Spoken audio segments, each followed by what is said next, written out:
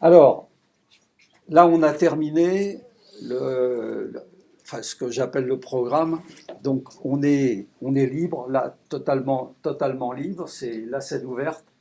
Ceux qui n'ont pas pu s'exprimer, je propose qu'ils, s'ils le souhaitent, de s'exprimer maintenant, qu'ils soient prioritaires, bien entendu.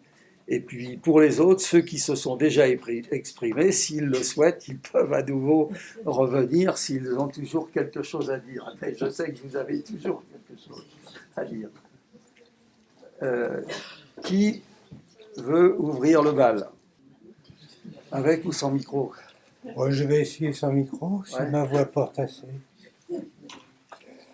Je ne sais pas si je suis poète.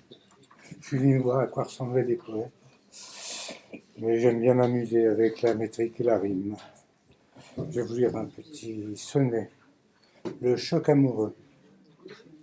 C'est un nous collectif qui ne se vit qu'à deux, passant de l'ordinaire à l'extraordinaire, avec l'impératif de toujours se complaire, en ce besoin d'amour qui brille dans les yeux.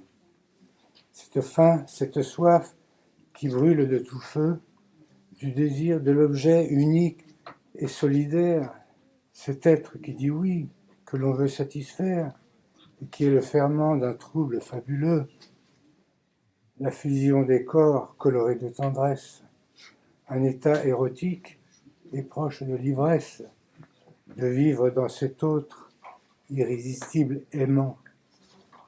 Une force terrible entretenant l'envie, le paradis sur terre, enjolivant la vie, ou bien est-ce l'enfer, l'extase et le tourment?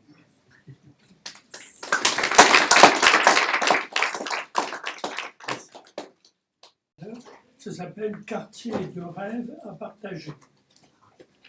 Et d'autre part, je t'en fais cadeau. C'est gentil. Merci. Donc c'est aux éditions Voix tissée, dans la collection Passage obligé. Donc ça s'appelle Quartier de rêve à partager d'Éric Gossens.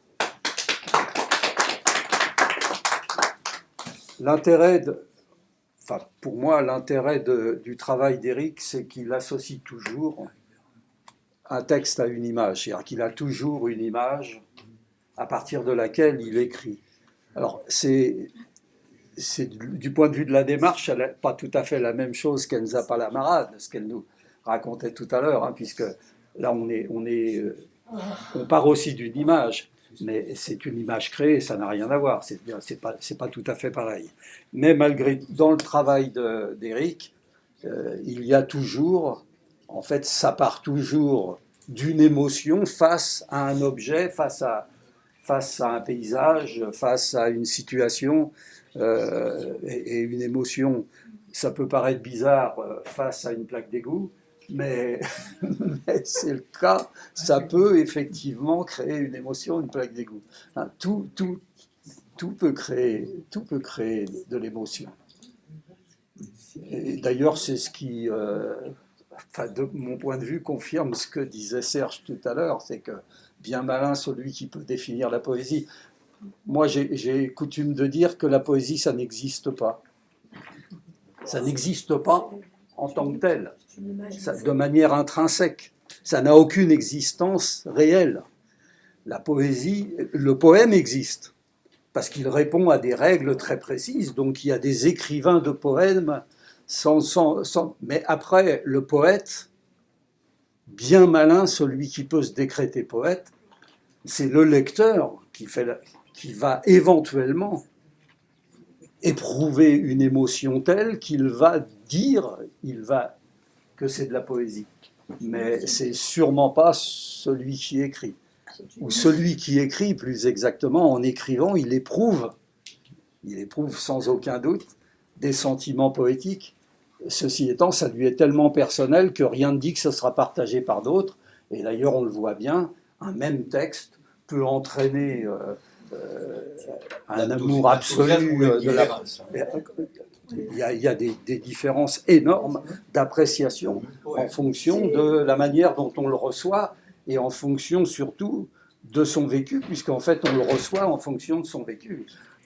Un texte peut nous laisser totalement indifférents quand un autre va trouver ça Mais c'est aussi absolument. une musicalité des mots, une musique des mots. Alors après, il y a les aspects, C'est pareil, bien sûr. il y a effectivement les aspects, mais là c'est plus de la technique. Ça ressemble plus à l'écriture musicale. Hein. On est plus dans le domaine de la musicalité en fait des mots. Et ce qui peut aussi amener à ce que disait Malouk tout à l'heure, en fait, ça peut n'avoir aucun sens. On s'en fout à la limite. Hein. L'essentiel, c'est que ça provoque éventuellement, au moins chez un auditeur ou chez un lecteur, ça provoque un sentiment, une émotion parfois très très très forte et qui nous permet de partager en fait cette émotion avec. Moi, je dis toujours, même s'il n'y a qu'un lecteur, même s'il n'y a qu'un auditeur qui On ne sait pas ce que ça. qui reste pantois, c'est. Je peux dire un texte sur ça. Ouais, je t'en prie. Non, parce que en fait, ça répond aussi à tout ce que tu viens de dire. J'ai écrit il y a quelque temps dans mon recueil 1001 silences pour traverser le temps un texte qui s'appelle Art poétique, point d'interrogation. Un poème me tente. Aujourd'hui, je ne sais. Alors, je joue sur les mots et les mots. Un poème me tente. Aujourd'hui, je ne sais ce que mes mots vont dire. Quand j'écris le poème, à peine si je sais ce que mes mots vont dire. L'homme que je ne suis pas ne voudrait pas mourir dans l'homme que je suis. Je voudrais que mes mots puissent le réveiller. Lorsque j'écris soleil, faudrait que le soleil enfin se lève en moi. Un poème me tente, il m'est un appel vague, comme besoin de vivre. Quand j'écris le poème, je crois que l'on y voit les mots qu'il me faut vivre. Et l'homme que je suis ne voudrait pas mourir dans celui qui n'est pas. Je sais bien que mes mots me sont déchirements. Quand j'écris le mot monde, je voudrais le transformer. Un poème me tente. Il m'est désir soudain de l'avenir des mots. Quand j'écris le poème, je ne sais vraiment rien de l'avenir des mots.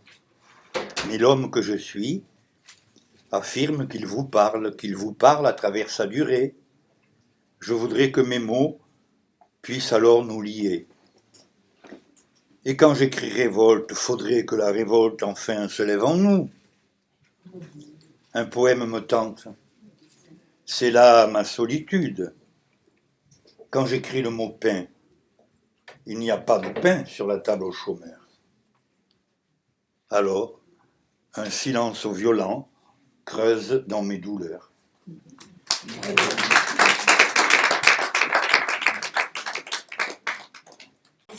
Vas-y, d'accord. Non, je vous en prie. Donc, je vais passer au poème Si les dieux se souvenaient, au vers libre. Hein. Reconstruction. Quel est ce cavalier galopant dans les nuées quand les ténèbres s'éclairent d'un rayon de lune? Il est messager du retour de l'Apocalypse, créateur d'un renouveau aux confins des enfers. Détruire pour reconstruire, biffer pour réécrire, se dévêtir pour mieux se vêtir, mourir pour revivre. Écraser les villes, porteurs de malédictions au carrefour des injustices entre les peuples de la galaxie. Affaiblir les cités chargées des miasmes de duels et d'emportements, de pauvretés et d'horreurs. Quand le mal sera défait, remodeler des cités nouvelles habitées par des êtres emplis d'amour. Redessiner les parcs où joueront les naïfs, où riront les vieillards, où marcheront les amants. Que les paralysés flâne dans les avenues brillantes de clarté au son des violons. Que les aveugles illuminent les pavés de leur douceur face aux malvoyants. Ceux qui ne parlent plus, qu'ils chantent dans les chemins. Ceux qui oublient de donner, qu'ils s'écorchent dans les ronces. Le cavalier galope dans les nuées quand les ténèbres s'éclairent d'un rayon de lune.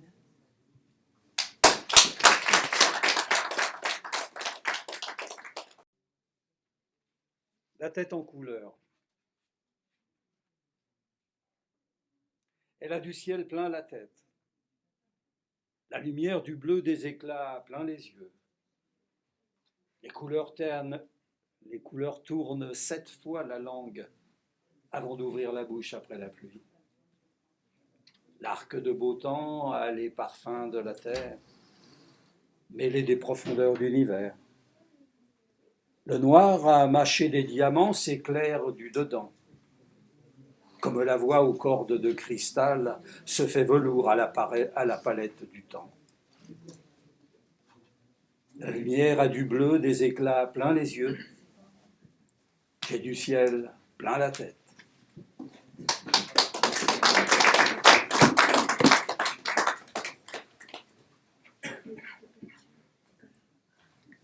Hugues est parti. Hugues, il est où, Hugues?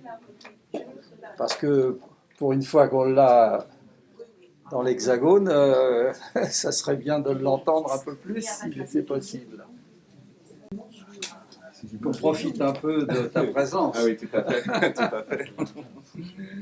La lecture de texte. Vas-y. Ok. Je ne vais pas lire celui que j'ai déjà lu.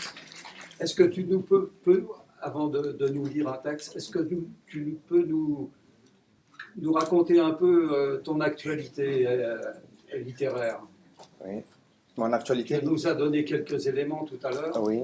mais j'aimerais que tu te racontes un peu plus. Parce que là,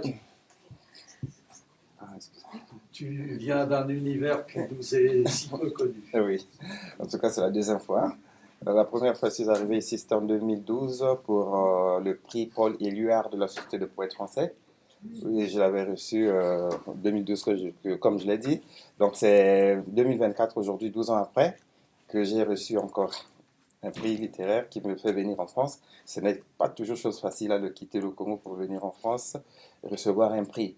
Voilà. Bon, en fait, c'est aussi un rêve parce que la plupart de nos livres, nous les publions ici en France.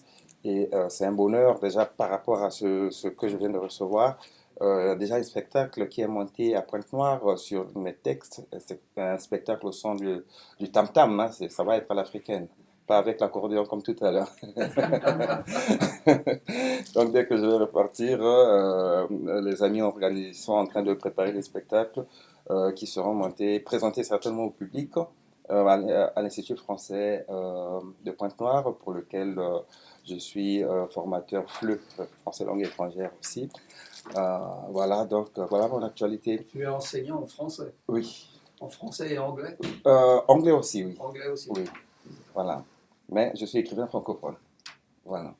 Donc c'est vraiment une grande joie dès que je vais partir d'ici. Je pense que les beaux souvenirs continueront à composer les montagnes et les collines de ma vie, et ce serait un très grand plaisir. Alors, pour revenir à un des textes, à moins que Alain ait une autre question à me poser. Hein? Il y a encore une autre question? Non. Non? C'est bon. Voilà. Alors, je lis le texte suivant, je choisis à tout hasard. Rue des empreintes, page 16. Je chausse les empreintes des ancêtres qui me parlent encore dans le tuyau de l'oreille. La forêt entre mes bras demeure le plus bel instrument à vent. Je fais danser mes orteils, je fais danser mes molaires. Quand ma peau accueille le brasier, je connais la racine pour me brosser l'âme au lever.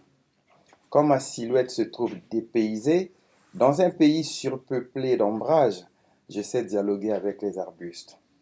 J'emprunte la rue des empreintes, je reste une muse sentinelle pour mes horloges piétonnes. Je t'ai dit tout à l'heure, Oui, je t'ai qualifié du prince des griots. oui. Le griot, il n'a pas seulement un rôle de transmission orale. Oui, oui, je viens d'un terroir où il y a beaucoup de griots. Et je suis fils d'un poète de la parole parlée, je peux ainsi dire, parce que mon père, il est celui qu'on appelle dans la tradition un tribun, un juge traditionnel, parce que chez nous, ça ne s'étudie pas à l'école, ça se transmet de génération en génération. Donc, il avait la maîtrise de la parole. Bon, si je dis qu'il avait chez son âme, il n'est plus, mais c'est pourquoi je comprends que c'est un héritage, c'est dans le sang. Je suis poète de la parole écrite pour ainsi dire. Donc ces qualités-là, je les dois à mon père. Voilà. Donc c'est pourquoi je suis convaincu que je suis le fils de mon père. Quand je dis que tu es un griot, le prince des griots, Voilà. c'est exact. C'est exact. Je suis d'accord. Et ma joie encore, c'est quand Alain m'a dit qu'il a écrit un poème après m'avoir lu. Waouh! Alain, c'est un grand poète. Donc, ça a été un grand plaisir pour moi. Oui, ce jour-là, quand je l'ai lu, enfin, quand j'ai vu le texte, en tout cas, je me suis reconnu à travers le texte que tu as écrit. Donc, voilà, c'est ça le pouvoir du poète, inspirer d'autres poètes. Et voilà, en tout cas. Une question? Je ne viens pas tout le temps en France, hein? Dans quel pays? Au Congo, République du Congo, Ah, au Congo. qui est souvent confondu à la République démocratique du Congo, parce qu'il est plus petit. Et voilà. Voilà. En tout cas, tous les amis ici présents, un jour, je serai heureux de vous recevoir au Congo, au bord du fleuve. Ah, bien sûr. Bien sûr. Comme vous m'avez bien reçu, donc je vous attends. Voilà. Sinon, le livre, il est là. Ok, merci. Ok, ok, plaisir.